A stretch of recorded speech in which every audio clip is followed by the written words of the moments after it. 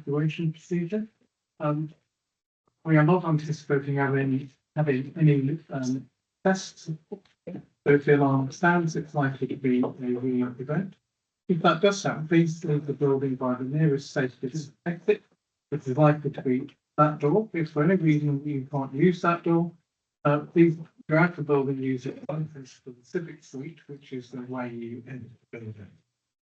Please go to assembly point G in the car park, which is just outside those windows, and stay there until tonight's pop officer says it's safe to do otherwise.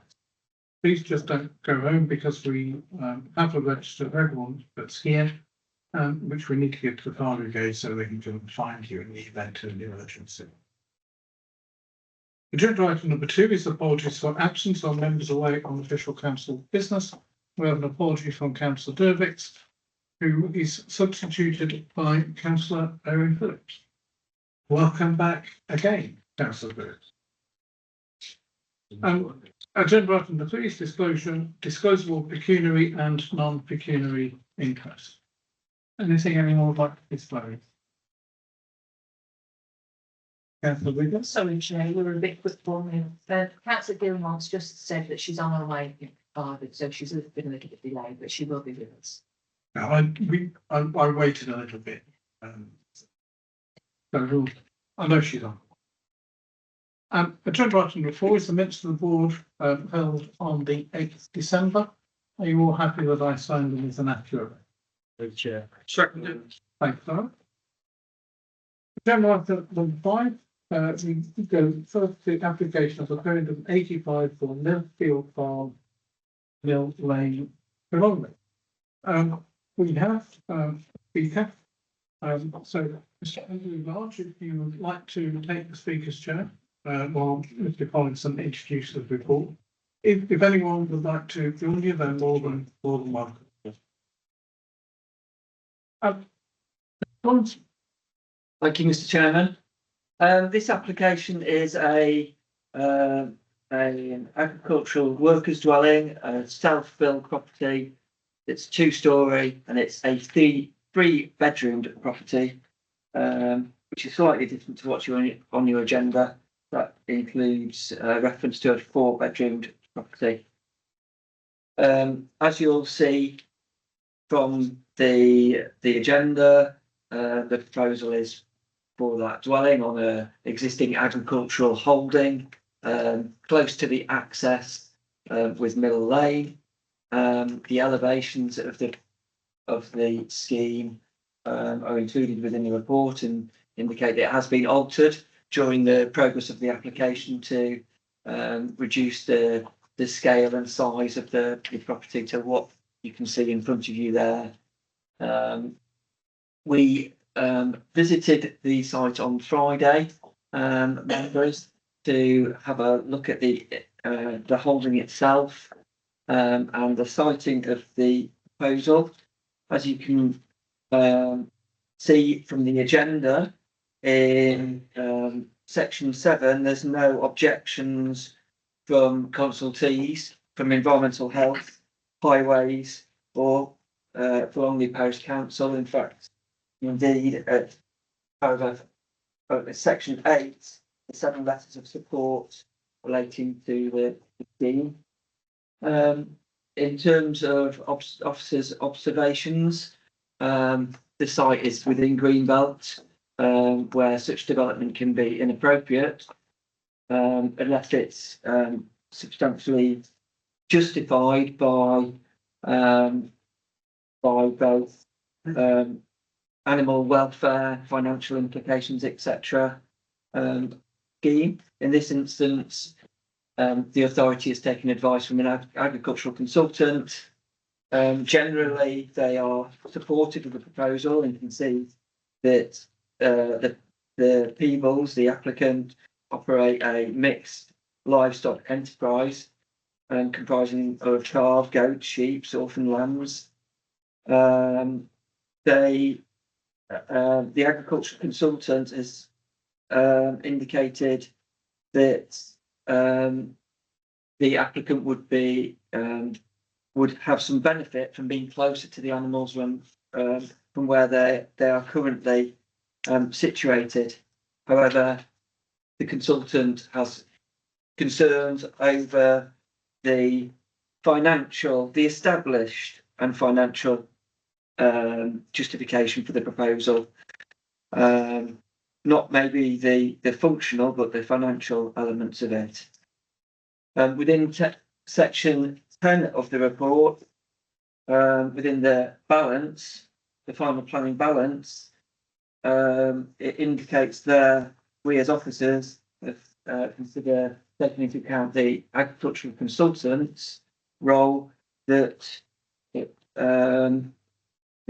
application should be refused as there is a lack of evidence from a financial perspective that would justify an agricultural dwelling in open countryside in Greenbelt. If there was this justification, then it would be supported and would be considered to be more appropriate in Greenbelt. Therefore, the recommendation is refusal as set out on the agenda. Thank you very much. Mr. Lodge, welcome to Norfolk Borough Council. My colleague will now explain the rules on public engagement. Good evening. We've got 3 minutes. At the 2-minute marker, I will remind you of 1 minute outstanding. I'll start the clock when you start speaking. Thank you, Mr. Chairman, and for allowing me to speak. And thank you to those members who braved the cold last Friday to visit the application site and the farming enterprise. The applicants currently live at Mill Farm. That's 1.1 kilometres by road. This distance means they are unable to provide round-the-clock care to what are young and highly vulnerable animals. The nature of the applicant's business is that they rear livestock from only days old. Lambs, goat, kids and calves are byproducts of commercial farming operations, and historically, many of these animals would simply have been euthanised. Mark and Becky have instead created a business that relies on exceptional levels of critical care throughout the year, and the success of that business is testament to their commitment and expertise. The need to travel back and forth, often during the night, places extreme pressure on their family life and has already led to livestock losses where immediate care was just not possible. We were therefore pleased to read the Council's consultant's comments on where he states, in this case, my opinion is that it would be functionally necessary to be within easier access than currently, and ideally to be able to walk to buildings. There are 2 other further areas of concern. I'd like to address these. Firstly, the size of the dwelling. The consultant suggests that a size of up to 160 square metres is a norm. I respectfully disagree. I forwarded to the office numerous appeal decisions which demonstrate that 185 square metres is in fact typical for a principal farm worker's dwelling. This includes an earlier application within North Warwickshire Borough Council over Whitaker. Secondly, the financial performance, which Andrew just touched on. We have submitted since the consultant's report the latest set of accounts. These show a growing enterprise. In addition, and further to the report by the council consultant, projections have been prepared by the applicant's chartered accountants that are based on the current financial year, and they demonstrate continued growth. Members will hopefully also observe the very significant investment already made on site in the form of farm buildings and the associated concrete. This expenditure has been depreciated within the financial accounts, and unfortunately has given a distorted impression of performance. This, though, is a standard accountancy practice to reduce exposure to taxable profits, and has been verified by the applicant's accountants, who confirmed that the business is financially sound and capable of supporting the cost of a new dwelling. Mark Peoples is a qualified bricklayer, and this is proposed as genuinely for a self-built dwelling, with Mark and Becky to my right, who would undertake a substantial proportion of the work themselves, and that itself would result in significant cost savings. Government guidance asks local planning authorities to consider the actual circumstances of a business when assessing the need for a rural worker's dwelling. And I respectfully ask members to do the same in this case, recognising the high level of care required for vulnerable animals, the sheer scale of the investment that's already taken place, and the level of local support. We've got no statutory or neighbouring. And thank you for your time this week. Thank you, Mr. Chair. Thank you very much indeed. Members, do you have any questions for our speaker? Any other information that you would like to be aware of? There were no questions, so thank you very much. Oh, sorry. No, I was okay. Thank you. No. Yes, I do. First of all, my apologies for not making the site for this. I do know the site well over many years. I think by and large the officer report is a good one. I just don't agree with it. The Peebles are well-known and well-respected farming family in Forlonga for generations. And unlike them, they actually do farm. So I think their case is a genuine one. And I think the need is there. And notwithstanding the green belt, then I think the arguments in favour outweigh the arguments against. And I'll propose that planning consent be granted. Thank you. Not sure I'm so close. Councillor Watson. I'd like to second your proposal. Thank you. Councillor Paulson. Thank you, Chair. Yes, I have to agree entirely with Councillor Hayfield. I did get to the site visit, and what I saw was really an immaculate farm, essentially.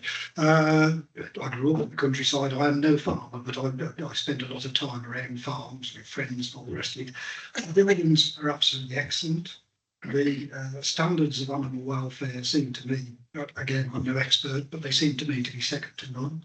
And this is, to me, a well-occupied, clearly working business, which is absolutely genuine in its intention and setup, and in the huge commitment that the people have put into this.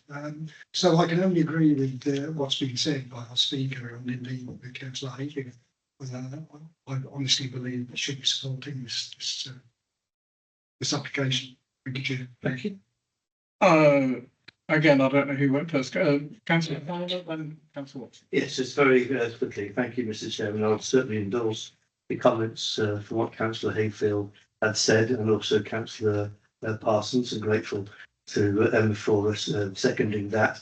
Yes, I certainly had the advantage of going along to see the farm for myself, and I agree with what David said. What an excellent farm! What an excellent working farm! I actually applauded them on actually the buildings themselves. They look fairly new, but they're about 10 years old, I think. But great to see all the animals as well. So well looked after. I want to say my compliments to Mark and Rebecca, and totally endorse and support it. Thank you. Yeah, thank you, Chair. Like many others, I did make the site visit, and what really struck me was exactly as has already been spoken about. You know, how well run, how well established, how clean, and etc. it was. I think the point I would like to make is this real requirement. You could tell the animals there needed care, needed constant care, and it's instant. You know, being over a kilometre away and in this type of weather, you know, it takes time to get there. Time which some of these animals unfortunately don't have, and without the care being instantly available, I think the husbandry overrules or overrides many of the other concerns, it being greenbelt, etc. So I'm happy to support the recommendation for approval as well. Thank you. Any other comments, members? I think if we're going to look at and approve it, we need to consider conditions. Now, I do have some draft conditions that I was looking at earlier. First off, it's the standard 3-year condition, then requiring the work to be done within a reasonable period, and a bunch of others, but I haven't had the opportunity yet to talk them through with the applicant. So I think it is important there are some things that we need to go through with conditions, like standard agricultural workers, condition removal with lights, the normal thing. But I think what we ought to do really is to agree that consent be granted and delegate to officers the conditions to be finalised within the next couple of days. Yeah, thank you, Chair. This is a really important thing. So is it worth changing or second another recommendation that we're minded to approve? With the discussions being agreed. I think we can go for approval, but Can we go straight to approval? conditions to be agreed. Yeah, okay, that's good. So it's been proposed and seconded that consent be granted with conditions to be finalised in short order. Are there any other recommendations? Any other proposals? I think it's important for us to say that certainly personally, I'm very much in favour of this application. Very much, as you suggested, Councillor Watson, on animal welfare, husbandry, and the fact that the agricultural consultants report makes it clear to me that there is a functional need. I think that there are plenty of reasons in the report and in what we all saw at the site visit to enable us to set this application aside from the norm and to actually for the board to make an independent decision that's not in line with the officer's recommendation. If there's no one else wishing to speak, can I see all those in favour of granting consent? And that's unanimous. Thank you very much. I should say, I'm the public, don't feel obliged to stay, except if you want to go and tidy up your secretary or do something else, you're more than welcome to leave. Members, we now move on to application number 363 for 12 Birch Grove, Birchmoor Towns. Rosalind Ball has indicated that she'd like to speak on Teams. So, Rosalind, are you with us and ready to join the meeting? Thank you. Yes, I am. Thank you. So, Mr. Connaughton will now introduce his report and then we'll come back. Mr. Connaughton. Thank you, Mr. Chairman. As you can see from the agenda, this application is for a new dwelling in Birchmoor. Site there is on a corner next to number 12. Let me just go back one. We have similar developments that have been approved in the area. One at number 1A here, one at number 2, which Birch Grove. The one at number 2 hasn't been implemented yet, but the one at number 1A on the top corner there has been. So there are sort of similar developments in the area where there are open corners. As you can see from the plans in front of you, number 12 is a 2-storey property. The proposal is to build in the side garden next to the road a hipped roof bungalow. The parking for the existing property would be in front, number 12, and the parking for the bungalow would be tandem spaces to the rear. Again, that shows the layout, which has been reduced through the scheme. The site is relatively tight. And there are the elevations, so the existing 2-storey and then the hipped roof bungalow. As I indicated to start with, this is an infill site within Birchmoor. Birchmoor doesn't have a settlement boundary. However, infill sites such as this can be acceptable. As you'll see from the agenda, there's no objections from statutory consultees. The report covers the need for the dwelling, highway safety and parking provision for the existing and proposed, impact on residential properties. And at page 39, it considers the overall final planning balance, which is that the application be recommended for approval, subject to the conditions as set out on the agenda. Thank you. Thank you, Mr. Connaughton. Ms. Gill, welcome to Council House, or at least electronically welcome. My colleague will now explain the rules of engagement for public speaking. 3 minutes in total to speak. I'll remind you at the 2-minute marker that you've got 1 minute outstanding, and I'll start the clock when you start speaking. Thank you. Good evening, members. I'm speaking on behalf of the applicant Hamways Limited. Thank you for the opportunity to speak in support of this application. I just want to emphasise a few brief points without repeating too much of what's already been covered. The proposal delivers a modest, well-designed bungalow that would be suitable both as a first home for a smaller household and as a downsizing option for older residents, allowing a future resident to remain within the local community as their housing needs change. Regarding highways considerations, I would like to emphasise the following. The development meets the council's parking standards in full with on-site provision. It will therefore not increase pressure on on-street parking. The safety of the existing vehicular access is improved, and Highways has raised no objection to the safety of the proposed access at the front of the property. Dedicated cycle parking is provided in accordance with the council's standards. The applicant has worked constructively and proactively with officers throughout the application process. In response to feedback on the private amenity space, the proposal has been amended to reduce the footprint of the dwelling, resulting in a larger and more usable private garden. In environmental terms, the development secures a 10% net gain in biodiversity, delivered through biodiversity credits, ensuring compliance with current national requirements. And finally, I'd be grateful if members could note the two existing precedents that have just been mentioned, demonstrating that a bungalow of this nature is in accordance with the character of the street scene. In summary, this is a policy compliant, small scale development that delivers a needed type of home, ensures highway safety and enhances biodiversity. For these reasons, I hope that the committee feel they can support the offer recommendation and grant planning permission. Thank you. Thank you very much. Members, do you have any questions for our speaker?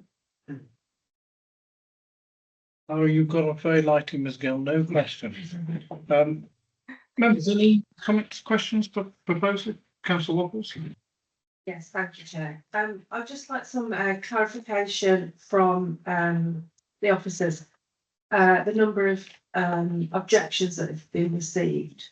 This is my ward, and I've been approached by members that have got concerns regarding the highways reports, and worry that when were these sort of looked at, because I know the area well. Obviously, it's my patch. There is a real issue with parking, and even 2 cars on a driveway in that area coming in would cause disruption. If there's any visitors to the property, that you can't stop people coming in.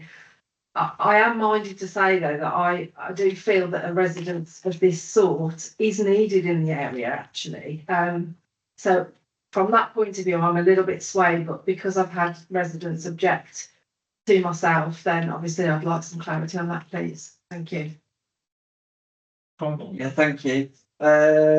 Section 8 of the report indicates there have been two objections, not just highways, scale of the property, the tandem parking, which are these ones for the bungalow to the rear of the property, concerns that they won't be used as shown.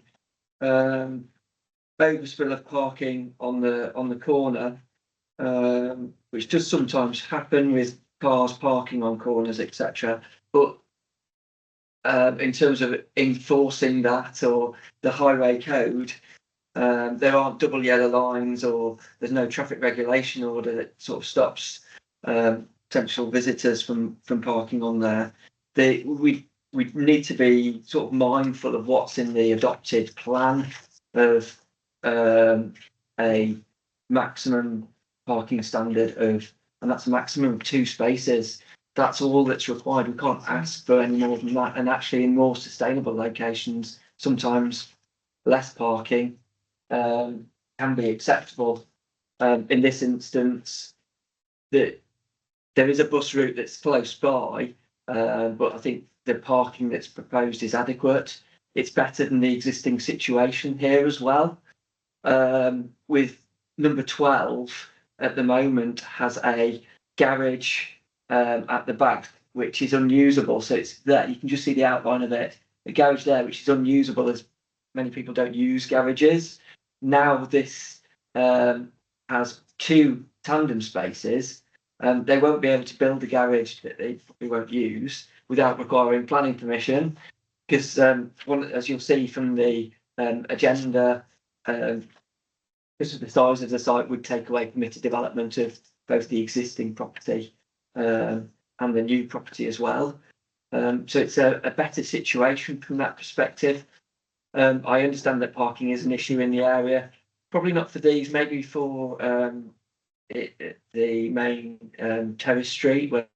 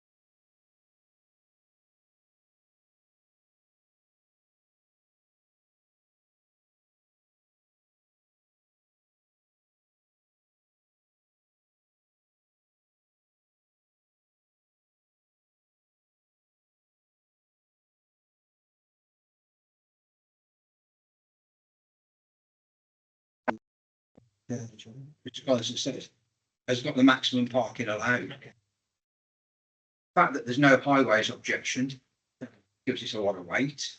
And looking at the general layout, I think it looks pretty good. And I would like to propose that planning's granted. Seconded. Thank you. Councillor Ridley? Thank you, Chair. Just referring to Polesworth local plan. The MP3 is our sustainable design and construction. And I think Councillor Waffle says it all in that we are in desperate need for bungalows. And as it's a one bedroom, it would be ideal for somebody to remain in the community. You have to downsize and stay there in a supported community that they already know.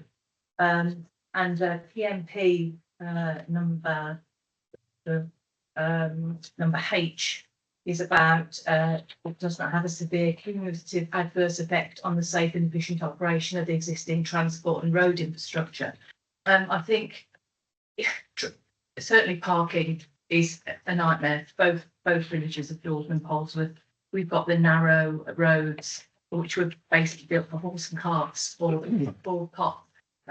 So they are a nightmare. I think it's admirable that we've got 4 parking spaces for the 2, it will not improve the very nature of the fact that we do have congested roads in our borough. But I do think this meets with everything that Polesworth Master's plan has set out to try and defend and promote in relation to building going forward. So I would support it. Thank you. Anything else?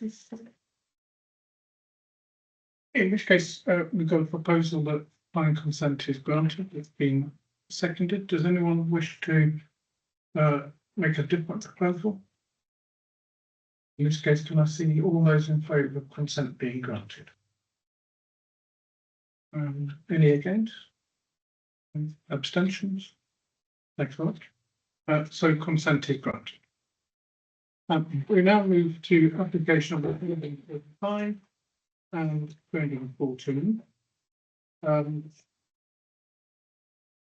Mr. Collinson. Thank you, Mr. Chairman.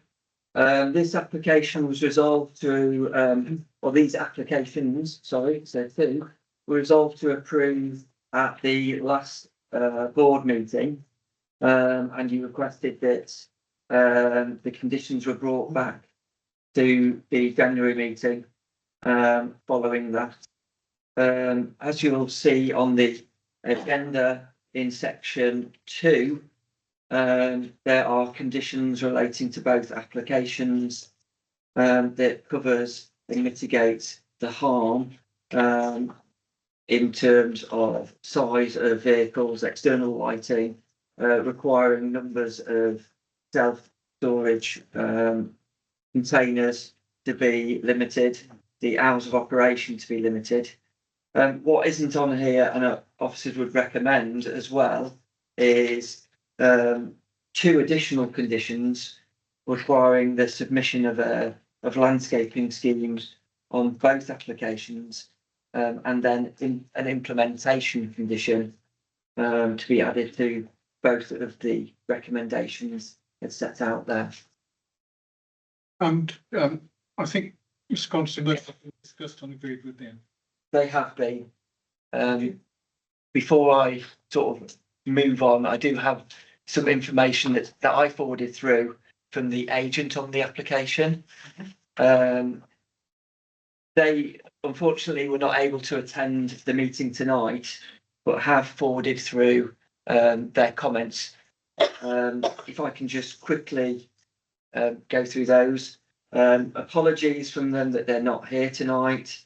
They wanted to thank the planning committee and the officers for working with them in a proactive manner to allow the site to come forward in a positive recommendation at last committee. Since the deferral at that committee, there have been positive discussions. They've met with officers to discuss the conditions and are happy with the conditions presented tonight. They hope that the applications can be supported to allow the applicant to invest in this site further and to bring an economic benefit to the area. And finishes off again saying thank you. Thank you. Yeah. So members, I'm sure you remember we had a good debate on this application at last meeting. The only thing that was outstanding was the conditions. Those conditions are now in front of you. They've been agreed with the applicant. I think this is a fairly straightforward procedural issue. So does anyone have any concerns about any of the conditions that are laid out? In which case I'll propose that consent be granted. And any other questions, proposals? In this case, can I see all those in favour of granting consent? And that's unanimous. Thank you very much. We've now gone to application number 154 for land southwest of the Headlands. We have a number of speakers. The first of which, Blaine Horton, you can take the speaker's chair with Alex Bryson, while Mr.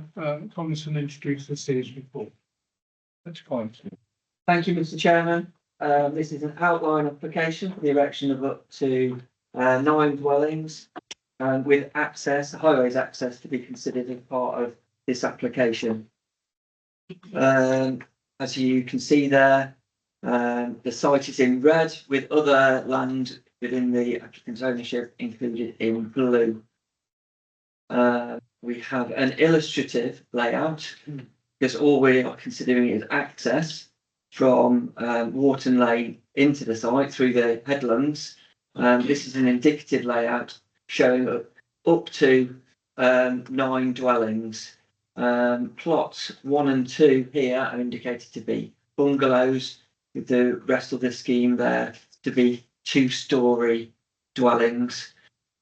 As you'll see from the agenda, there have been a number of representations in section 3 of the agenda, outlining issues of development boundary, the amount of housing in the village, access, etc. Section 4 of the agenda includes the responses from consultees. There are no objections from any of these consultees, subject to conditions.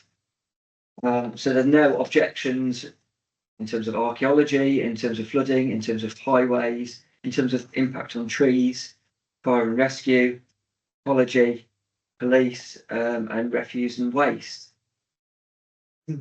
In section 7 of the agenda, it outlines the key issues of the application and goes through the need for housing, the principle of the development, which is outside, though potentially, as the report says, could be classed as adjacent to the settlement boundary.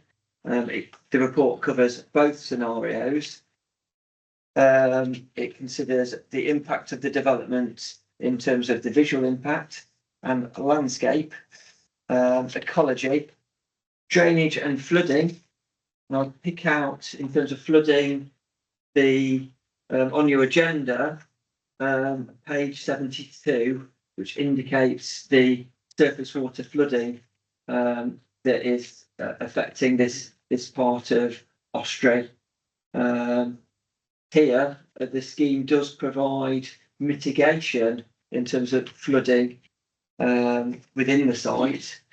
The site itself, the red line site, includes improvements and attenuation in terms of a swale. My cursor on the plan in front of you shows a swale along there, and improvements within the applicant's control, improving ditch lines and ditch and surface water improvements along the back field, which will help to reduce surface water flooding issues which occur down here on Wharton Lane on the corner. There are no objections from a flooding perspective, as already indicated.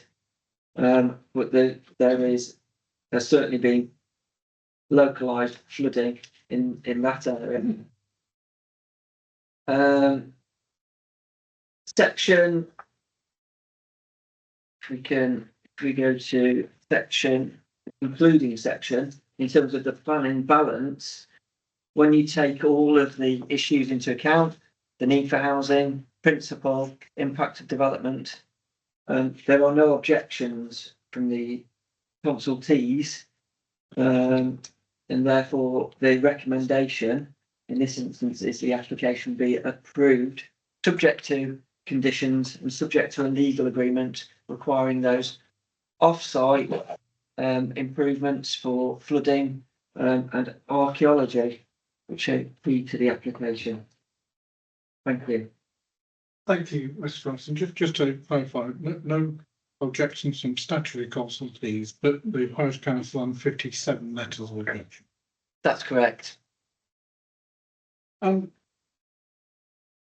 Welcome, folks. The council house. My colleague will now explain the rules on public speaking. Good evening. You've got 3 minutes between you to speak. I'll remind you at the 2 minute marker that you've got 1 minute outstanding, and I'll start the clock when one of you starts speaking.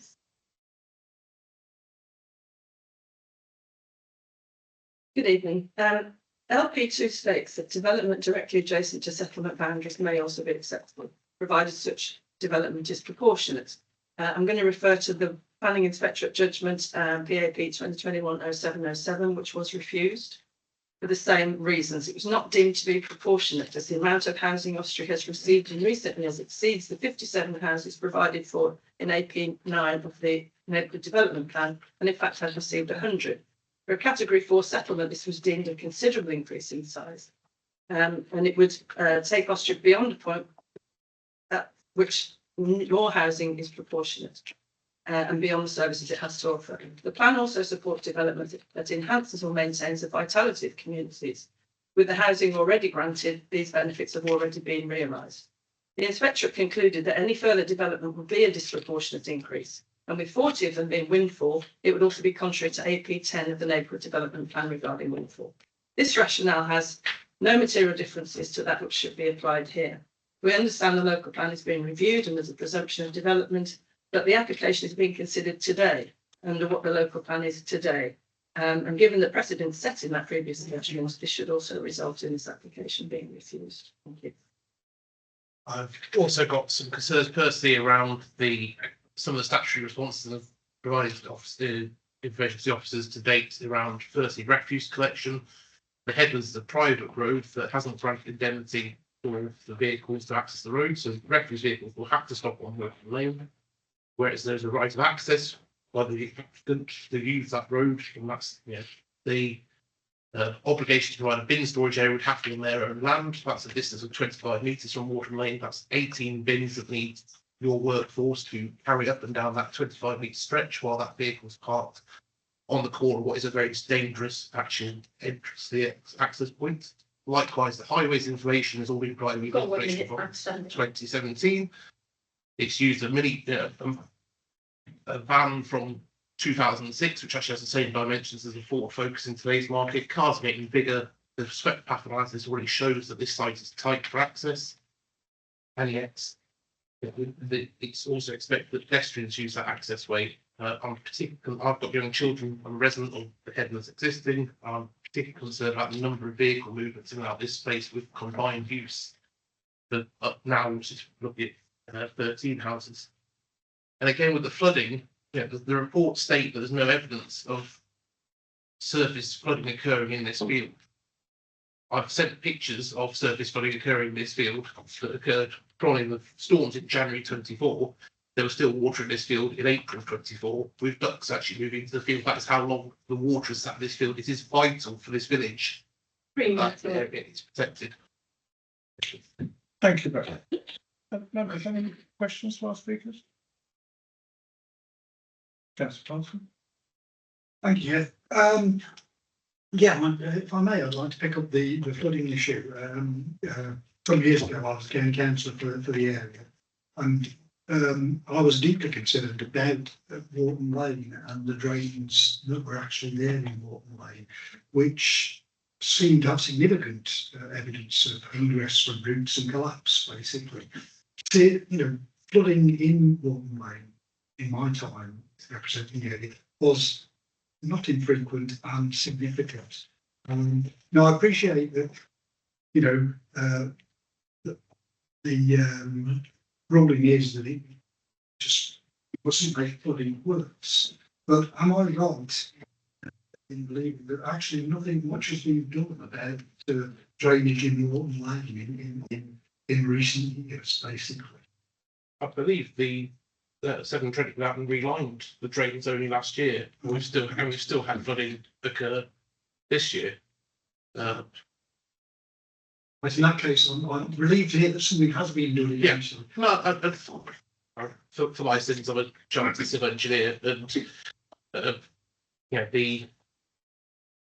risk here is it's a thing that all the drainage in the heads to the pumping house in the corner of that plot that gets overwhelmed. And as soon as that pumping house gets drowned with the surface water, it stops working. And then we've got pumping tankers turning up from Severn Trent in the middle of the night, running all night as a disturbance to the village, blocking the road again. This the outlet is a drainage ditch across the field that is the only source of the outlet from there. Thank you. Any other questions, members? In which case, thank you both very much indeed. Our next speaker is Ms. Lee Jones. Ms. Jones, if you take the chair.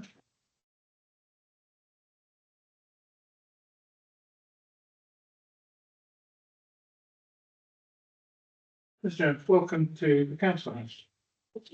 My colleague will now remind you of the rules of engagement for public speaking. Good evening. We've got 3 minutes in total to speak. I will remind you at the 2-minute marker that you've got 1 minute outstanding, and I'll start the clock when you start speaking. Good evening. Hang on. Yeah. So good evening. Obviously the officer recommendation this evening is to support the Grant of Planning Commission on this particular application. Members will be aware that there is a significant and acute shortfall in the 5-year housing land supply position. So the presumption in favour of sustainable development is engaged, and in such circumstances, planning permission should be granted unless adverse impacts of doing so significantly and demonstrably outweigh the benefits when assessed against the framework taken as a whole. So in this context, it is inevitable that new house building is required to take place on unallocated sites. And insofar that they seek to restrict new developments, the existing settlement boundaries should be considered out of date. So Ostres is a sustainable village with some day-to-day service provision, including a primary school shop and public house that are all accessible on foot, and there's public transport available to wider service provision elsewhere. The current spatial strategy is purposely drafted to build flexibility and to allow further housing growth in the category 4 villages, such as Ostres. And whilst previous development has taken place in the village, the overall need for housing has significantly increased, and that includes the need for an increased distribution to the rural communities. A windfall development of up to 9 dwellings is small in scale, proportionate to the size of the settlement and its service provision, and it's also of the scale that was envisaged as part of policy LP2. In spatial terms, the development relate well to the pattern and distribution and physical built extent of the village. It infills the corner of Wharton Lane and adjoins existing housing to complete the arc at the road. It's worth highlighting that an appeal inspector previously concluded that due to the circular nature of Wharton Lane and the adjoining connection with the other streets, that the northern side of that road already has the impression of forming part of the village, and that it does not demark a transition between built-up character and the countryside. The proposal would make a positive contribution to the supply of housing in general, but also to local housing needs with the provision of smaller properties, 2-bedroom properties and bungalows. And this is the benefit of sustainability adding to that vitality of the rural community. As I highlighted, there's no technical constraints to prevent the development from proceeding. There's no objections to the subject conditions from the Highway Authority, Tree Officer and local flood authority. It should be emphasised that there are mitigations that have been proposed as part of this application to improve the surface water drainage situation in that part, and that's a benefit to the local community. So in addition to delivering the much needed housing, there's public benefits with the improvements to the surface water drainage, BNG enhancements with a wildflower meadow, and the improved understanding and knowledge of the archaeology in the area. So the applicant does not object to any of the section 106 requirements to deliver those additional benefits. And it's submitted that this application represents sustainable development. 3 minutes. Members are invited to Support officer's recommendation. Thank you very much. Members, any questions for our speaker? Councillor Watson. Yes, thank you, Chair. Previous speaker mentioned that the headlands is a private road and that access is not granted. What's your proposal about rectifying that, I guess? The applicant has the right of access over. It is a private road, but they have retained the right of access Okay, to be able to use it. okay, cool, thank you. Just one question from me. Could you tell us a little bit more about how you'll address the surface water flooding issues? So historically, part of the problem within that part of our street was to do with the conditions of from Severn Trent conditions, which the council is obviously aware of. There were there's been damage to the culvert and whatnot, which was a historic situation. So works have been undertaken. My understanding is to rectify that. But from this particular development, there are improvements that are proposed to improve the head wall where the road leads into the ditch course, but also clearing ditch courses to allow greater water to flow down there. But also, there's on third-party land, the ditch course, the top of that drawing up there, you can see where it turns to the east. That's completely, it's on third-party land, but that part of the ditch course is completely blocked with tree roots and established planting and things like that. So as part of this development, the applicant is proposing to actually incorporate a new line of ditch course so that those trees do not have to be removed and existing biodiversity is retained, but there's much improvements to the water to be able to flow away, basically. Thank you. I understand that generally. Yeah. But that sort of work requires ongoing maintenance, and how would you address that? Because we're not talking about a temporary. There's a section 106 that has been recommended for the delivery of those, and that would include the maintenance programme. Okay, thank you very much. Members, any other questions? Councillor Amy? I wasn't a councillor when the headlands was built, so I'm just wondering, it's the same developer anyway. Yeah. Why developer build 4 houses with retaining access and then come back to build 9? Or was there an application for the full? I'm just wondering why. Yeah. It's just the circumstances of being able to acquire the land in the first instance. But also, so the access that's being proposed for this development isn't from the scheme of 4 houses. It's originally there was a property there called the Headlands. Then that development was part of the residential garden was developed for those additional units. And it was this is just sort of the land has become available now to develop as a next phase. No other exploration other than that. So there wasn't a plan to incrementally build. No, it's sort of, we think I'm looking at nearly 10 years since development first took place on that part of Water Lane. That's not really part of a long-term plan to do that. Any other questions, members? In which case, thank you very much indeed. And Collins, could you tell us anything about the draft section 106 agreement? We won't know the full terms of it at the present time, but as I started out, I tried to indicate the idea of the red and blue land that you can see in front of you. So the red area there includes most of where the houses are proposed, with some of the open space and swales. It's a different orientation to the illustrative layout, but within this blue area is where there is archaeology that will be retained, earthworks from Saxon period, etc., as well as sort of informative boards that will allow the public to view those, as well as in this blue area, the mitigation, the flood mitigation that you heard from the agent then, which is along the western boundary here and along this side of the development in terms of improving the head wall and drainage along here.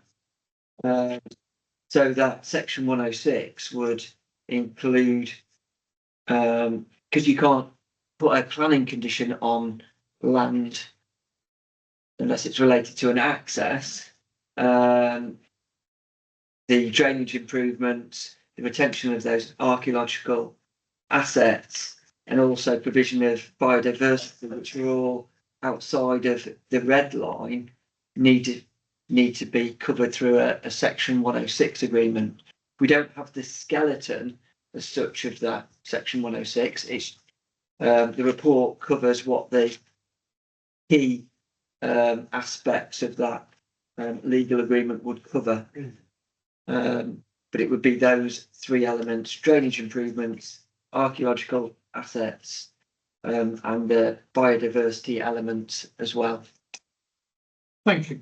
And I can see that section 1 refers, condition 1 refers to 163, but I was concerned because it talks about the provision and margin required diversity and provision of drainage improvements.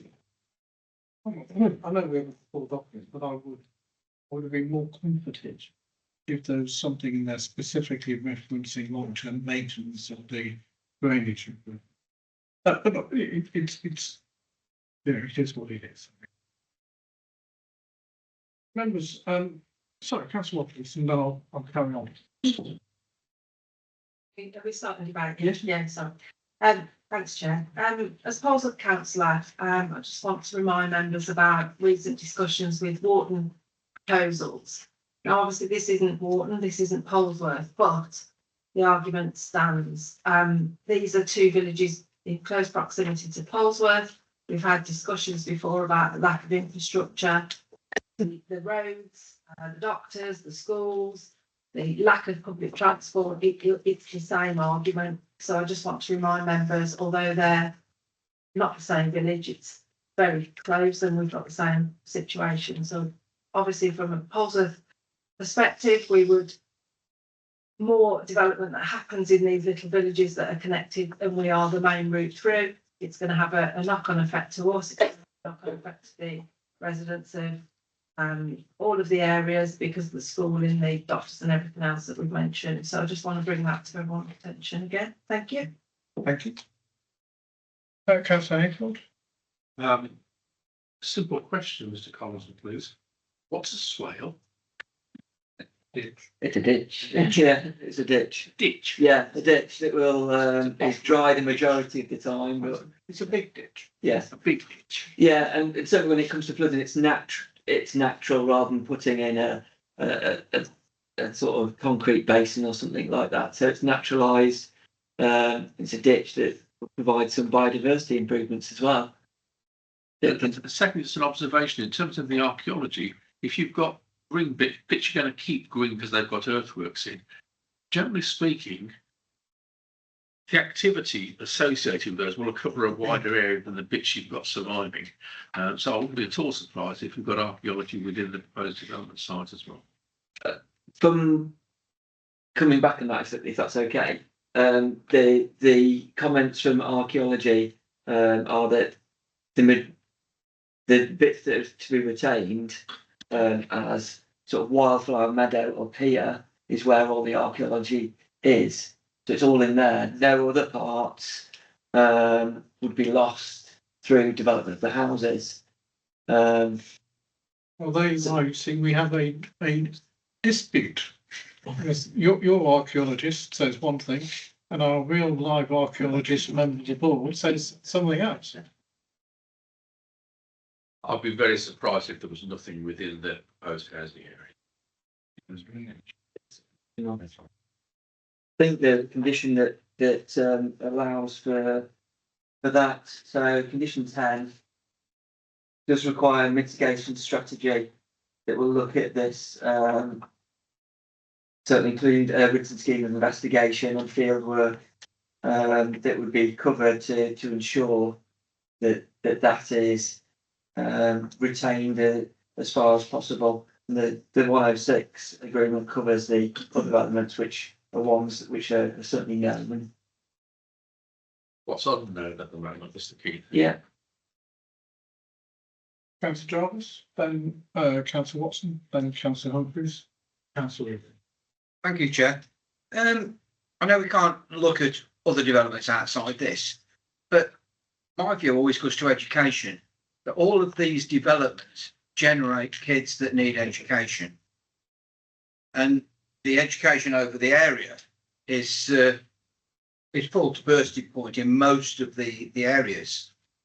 That is this one, the straw that breaks the camel's back, that means that we can't educate the kids satisfactorily, and we have to start ramming, more children in schools that are not capable. And, how can we approach that to ensure that when they generate extra children from these developments, that there is a capacity that can absorb that within the education? And that's not only primary, it's secondary education as well. I think it's a very valid point. I'm sure Mr. Carlson will say that when he has the detailed application, there'll be more information on education, healthcare and other matters. No, you'd have to look at the education now, but there's a threshold for when we look at developments and the impact on education, on primary care trust, etc. The threshold for that is 10 dwellings, a major application. This is for 9 dwellings. You certainly couldn't accommodate 10 dwellings on there. So it's not as if it's been artificially reduced to 9 dwellings. But certainly if there were 10 dwellings, it would be something that we'd look at and we'd get comments back from the county council. They would looking at sort of Wharton as comparison. That required improvements to the local primary school. I don't know the ins and outs of Osprey Primary School in terms of capacity, but if there isn't capacity, there could be contributions. And for secondary schools, there would be a requirement for secondary education at the Polesworth School as well, and for tertiary, the 6th form there as well. It's as much concern of the cumulative effects. No, it doesn't fall. 9 doesn't fall within the sort of band that you're looking at, but there's a cumulative effect that 9 upon 9 upon 9 upon 9. Is that going to push it over the limit, but not being able to do anything about it because they're all developments of 9? I'm what I'm saying? With that, in the representation, some of the objectors have questioned 9, haven't they? They've said it's 9 on top of 4, so it's 13. How does that work? There is case law on this sort of thing, but as indicated by the agent, the Headlands development was more than 10 years ago. If it was done owned by the same person and done artificially, so it was 3, then 4, then 7, you could then provide an argument for the tripartite test, really, and that's covered in a policy in the local plan in terms of affordable housing where that's artificially done. I don't think you could argue that case here, but I do see your point about smaller developments having that cumulative impact on infrastructure in the area. But this is how villages do change over time with such developments. As we know, the education doesn't appear overnight. If I can just cite the one down the road, it took 6 years for that to be from approval to implementation. It took 6 years, and as Mr. Collinson knows, it's it's been a pain to get it done in that time frame. So, it is a concern. And in that 6 years, obviously, it'll get progressively worse. This is something we've got to look at our children and the education and ensure that by the developments, it doesn't compromise their education, which my belief is where, education needs to be sort of proactive rather than reactive. You've got to have the education there for when not the kids appear and then you think, oh, we'll build a new school for it. It's something that needs to be done up front rather than after, which is somewhat what happens currently. Education's always one that I try and look at. Yeah, thank you, Chair. Unfortunately, Councillor Jarvis, you'll need to go speak to the Department for Education. I know. They do not view it that way. I know. They do not pre-plan. They literally build schools for the numbers today, not tomorrow. So unfortunately, a couple of points if I may, Chair. One point I would like to make, and I do like consistency, because it was earlier on in this meeting when we talked about actually would rip your arm off for bungalows. Well, I see it, there are 2 bungalows on this development, so I think I do like a bit of consistency. So, but the point I was actually going to make was I'm not familiar with this area. I've heard lots of representation, lots of conversation about some of the restrictions, some of the concerns, etc.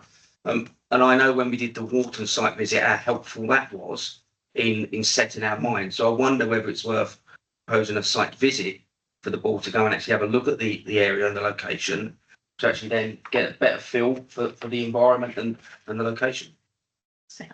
I think it's a very good suggestion, but we've got a couple of other speakers. If you don't mind, we'll hear what people say, and then we'll take a vote on our sides. Councillor Humphries? I'm not sure I'm going to be able. I've got a big voice anyway. Do I need it? No. Well, I think you set your work with all that.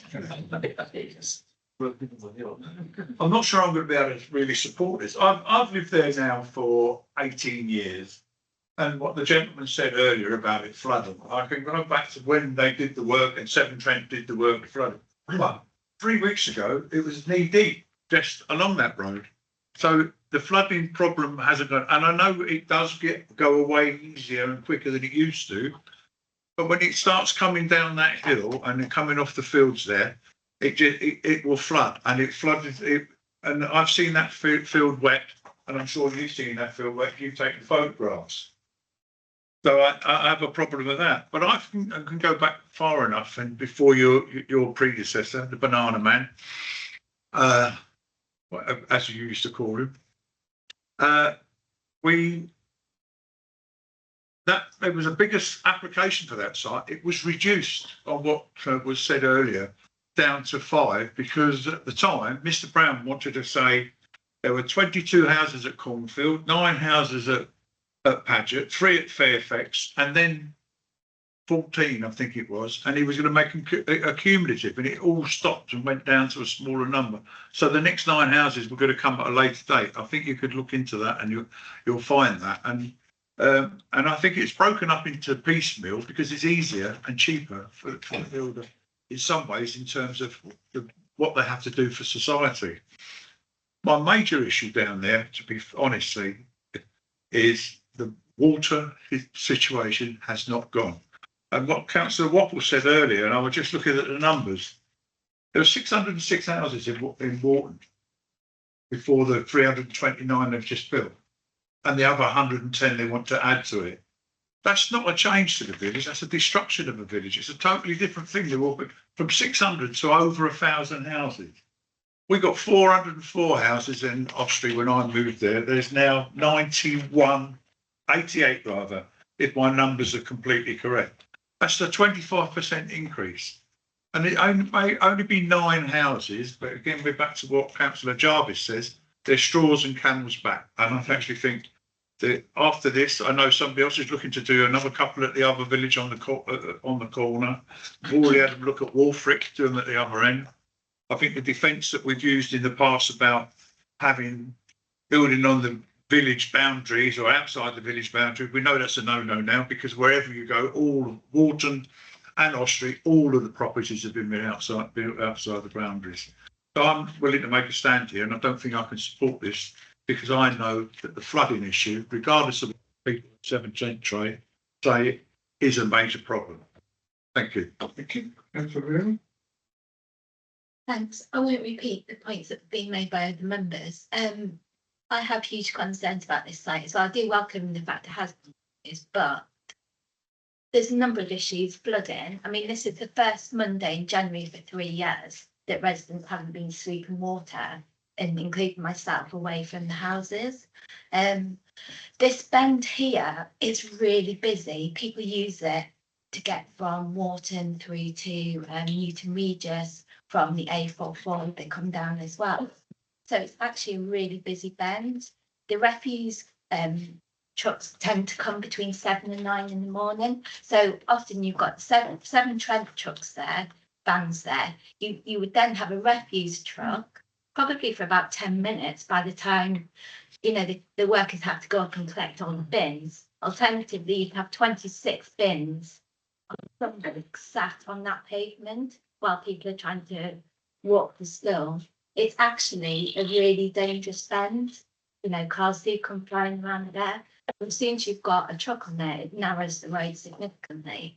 And so I think, you know, flooding, I think there actually are highway issues. It's, you know, that access, I know they're talking about widening it, but it's actually quite difficult to see from that access. So I think there are issues that, you know, perhaps the county council aren't aware, you know, of Osprey as well as they should be. And I, you know, I have the same concerns. Thank you. Councillor Midland.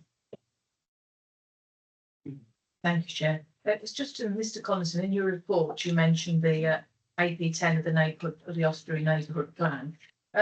Is that a draft report still, or has that been fully adopted? Do you know? The Osprey neighbourhood plan is an adopted neighbourhood plan, currently being reviewed at the present time. All right, thank you. And obviously in the report it's AP10, which is in relation to development, but also AP9 under the plan refers to the windfall development, which this would come under. And there was obviously number 6 of that. There was obviously concern in relation to increased risk of flooding in that. So obviously consultation just resulted in concerns even prior to this coming to the board. And I do believe that so much effort and time is put into our neighbourhood plans by our community that we really do have to look at what actually comes before us in relation to what our community about their areas, because let's face it, if you live in an area, you know it. You know where it floods, you know what the schooling's like, you know what the community services are like. So I would also say, with regard to Councillor Watson, that I am not very familiar with this site at all, but I would very much welcome the fact of having a site visit. But I do also think that we do need to be very mindful about what our community says about any proposal for increased windfall development. Thank you. Do anybody else want to go on this side? Councillor Brown. Thank you, Chairman, to Mr. Collison, if I may, seeking a little bit of guidance. First of all, can I say before I do that, I would certainly support Councillor Watson and Ridley, because it's an area that I'm unfamiliar with and would also welcome a site visit.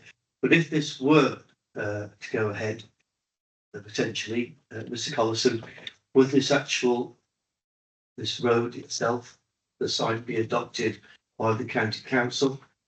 First of all, if I could answer. No, the headlands is proposed to be widened. It would be a private drive with the highway on Wharton Lane. So the road itself would be an unadopted road in a private drive. Thank you, Mr. Collison. One question I'm coming to now, if it being a private development and a private road, it might be called a bond or whatever through the county council, but how could it be ensured that street lighting was actually put onto that development? To you, Chairman, the reason I'm asking this because I have knowledge of the same scenario in my patch where street lights were not implemented into it. And therefore, I've got an unadopted road with no lights at all. Very dangerous, health and safety. So I'd ask for your guidance. Thank you. So on private drives or private roads, it is really down to developers whether they put lighting in. From that perspective, we can't make them put lighting in. It doesn't need to be to those adoptable standards. Highways have a ratio and distance between it when it's a road, a highway. We can't make them put it in. We could, if necessary, put a condition on requiring submission of lighting details. They'd then have to submit those to us. In terms of lighting, we'd need to consider the impact on ecology, biodiversity because of that as well. Bear in mind it's a countryside location, but that's something that could cover it, and it could certainly have covered the site that you're talking about in Coleshill Ward. But again, the developers there didn't want to provide it, and the owners who've then moved in, they should have potentially checked that when they're purchasing the properties, whether that lighting should be provided. They can obviously provide them on their own properties, which then lights the rest of the area, but there's no requirement to do it in unadopted roads. I'm grateful that Mr. Colson's comments there. Or for the future, I do have to echo my great concern that when we have developments like this, as I've got one, as Mr. Colson mentioned, that one just down the road from me, and it's very, very dark in that area. In fact, one gentleman had his car pinched in the dark, but I'm just more concerned that we've got future developments where they don't have to, not minded, to install lighting because it's a private development. I think we'll have to think about this for the future. It's very, very concerning for the health and safety of people who live in these blocks, even though I hear they should be made aware of it. But I thought our councils would have ensured that those lights were installed. Thank you. So members, I've heard a proposal that we defer further consideration of the issue for the site visit. I see all those in favour of deferral for site. Thank you very much. That's unanimous. Mr. Carson, once you've arranged the site visit, I think the next report, I'd like to see a little bit more on the provisions in the 106, the archaeology issue that Councillor Hayfield raised, the education, the cumulative impact, street lighting, and all of the other issues that Mandy's raised. I think I certainly remember this site of old, and there's a significant issue on drainage. And for me, it's not just what it's how we maintain that. So I think there's a lot more information I think the board would like to have when we reconsider the application post fund. Members, that is the end of the public section of the meeting. So members of the public, I'm sorry, but I need to ask you to leave us now, I'm afraid. And I formally propose agenda item 6. To consider whether in accordance with section 100A(4) of the Local Government Act 1952, the public can request to excluded from the remaining elements of the meeting. Thank you very much. Those in favour? Thank you.